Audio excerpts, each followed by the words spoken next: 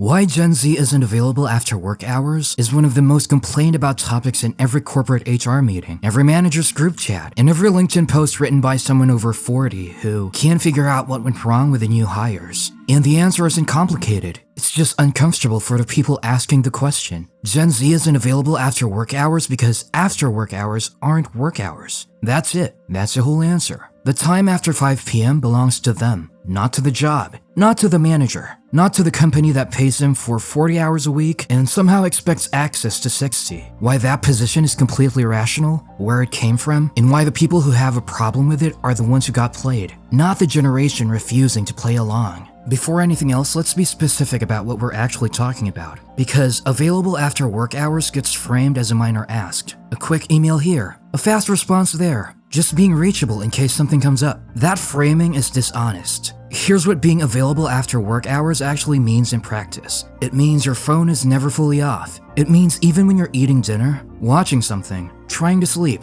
part of your brain is monitoring for a notification. It means you can never fully decompress, because fully decompressing requires knowing that nobody's gonna need something from you in the next hour. It means your personal time is permanently on call, even when nothing is actually happening. A McKinsey study found that employees who feel expected to respond to work communications after hours report significantly higher levels of stress and burnout than those who don't. Not because the emails themselves take that long, because the anticipation of them never allows the nervous system to actually rest. That constant low-level activation, the background hum of being reachable, costs something, and it costs it every single day. And for the previous generation, that cost was just accepted as part of having a job. Gen Z looked at that cost and said, no, the job pays for 40 hours. The 40 hours are yours. The rest belongs to us. The expectation of after-hours availability didn't always exist. It was created by technology and then normalized so gradually that people stopped questioning whether it was reasonable. Before email, before smartphones, before Slack,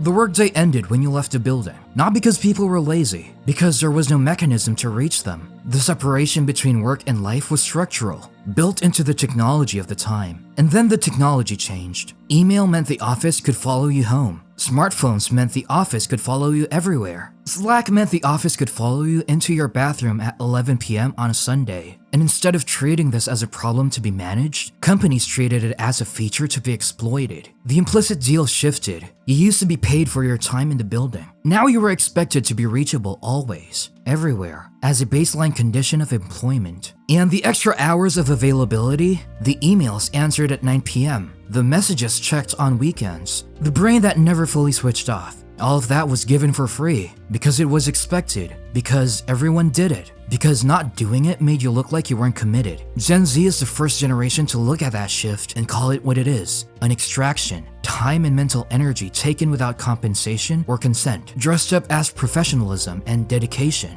Here's something that gets completely ignored in every conversation about Gen Z's work habits. They didn't arrive at this position randomly. They were taught it by observation. They watched parents who were always available, who answered emails at dinner, who took calls on weekends, who said things like, I just need to send one quick reply, and then spend 45 minutes on the laptop while the family waits, who were technically present but mentally at the office constantly, and they watched what that produced. Not success necessarily, not happiness, not a life that looked worth having. They watched it produce burnout, health problems, missed moments, an identity so wrapped up in work that when the job disappeared or changed, the person didn't know who they were anymore. The American Psychological Association found that chronic overwork is linked to a 33% increased risk of stroke and significantly higher rates of anxiety and depression. These aren't abstract statistics. They're outcomes Gen Z watched happen to specific people in their lives. So when they enter the workforce, and a manager implies that real commitment means being available at all hours, they're not hearing a reasonable professional expectation. They're hearing the same thing that burned out everyone who came before them, and they're saying no. Not because they don't care about their work, because they care about what happens to them if they let work consume everything.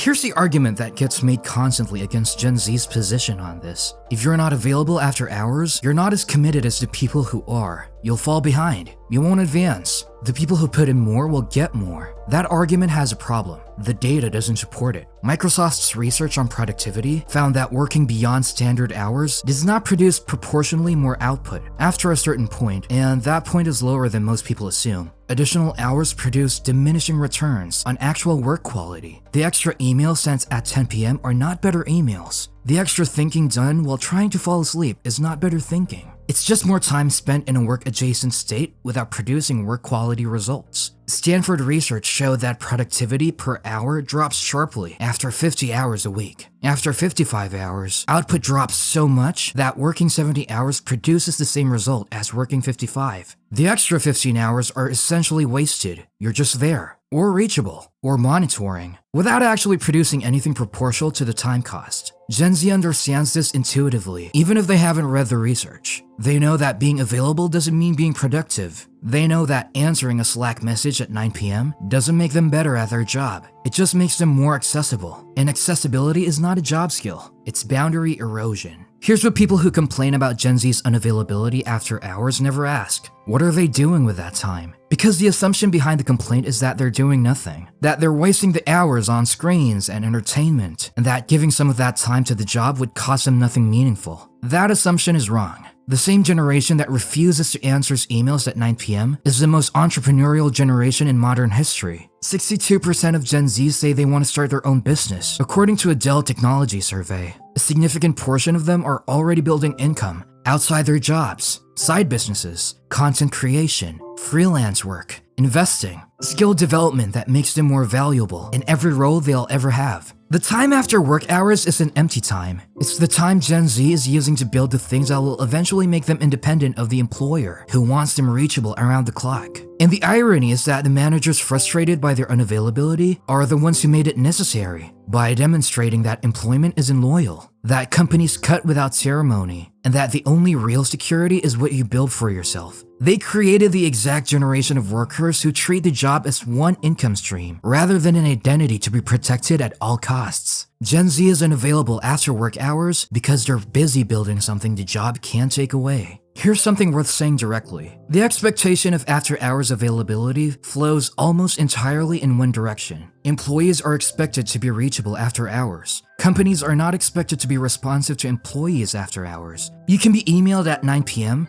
but HR won't answer a benefits question at 9 p.m. You can be contacted on a Saturday, but the payroll department won't fix an error on a Saturday. You are expected to absorb the company's needs outside of business hours, while the company's obligations to you remain strictly within them. That double standard is so normalized that most people never notice it. Gen Z notice it immediately, and they responded the only way that makes logical sense when a deal is one-sided. They stopped honoring the side of the deal that was only ever expected of them. This isn't disrespect. It isn't laziness. It's a straightforward refusal to accept terms that were never agreed to and never compensated. If after-hours availability is genuinely valuable to the company, it should be compensated. If it's not being compensated, it's not a reasonable expectation. It's just an ask that benefits one party at the expense of the other. Here's the part that often gets left out of this conversation. The managers and companies that have stopped expecting after-hours availability are not suffering for it. They're winning. Companies that implemented clear boundaries around after-hours communication, no work emails after 6 p.m., no weekend Slack, explicit right to disconnect policies, saw employee satisfaction increase, turnover decrease, and in multiple cases productivity go up. Not because people were working more, because people were resting properly and bringing better work to the hours they were actually paid for. France passed a law in 2017 giving employees the legal right to disconnect from work communications outside of working hours. Portugal followed. Several other European countries have implemented similar protections. These aren't fringe policies from countries that don't take work seriously. They're evidence-based responses to data, showing that always-on culture produces worse outcomes for everyone. The managers who understand this aren't complaining about Gen Z's unavailability. They're building cultures where unavailability after hours is the expectation for everyone. Because they know that a rested, boundaried employee is a better employee than a reachable but burnt out one. The ones still complaining are the ones who benefited from the old system, who gave their own after-hours time and wanted validation that the sacrifice was worth it. It wasn't. And Gen Z refusing to make the same sacrifice isn't disrespect. It's the correction that should have happened a long time ago. When Gen Z isn't available after work hours comes down to one simple thing. They decided their time is theirs, not the company's, not the managers, not the culture's, theirs. And that decision, which sounds obvious when you say it out loud, is apparently radical enough to generate think pieces and LinkedIn posts and HR training sessions about how to manage the difficult new generation. The difficulty isn't the generation, it's the expectation. The expectation that employees should be perpetually accessible was never reasonable. It was just accepted for long enough that it started to feel normal. Gen Z didn't accept it,